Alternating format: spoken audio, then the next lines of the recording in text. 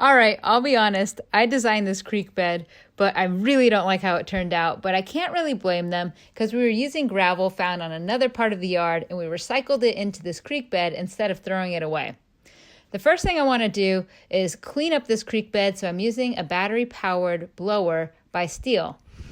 The second thing I want to do is come in here and redefine the border. So I'm taking all the medium-sized rocks and moving them to the edge. And then I have red Mexican beach pebble that I'm just adding in a few spots to help define the curves as well as add a pop of color and interest.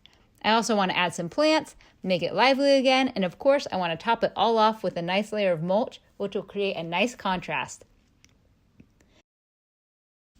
As you can see, the creek bed was almost undetectable. It really blended into the dirt, but with the brand new edge and the new layer of mulch, it really contrasts, making it a nice, beautiful spot in the yard.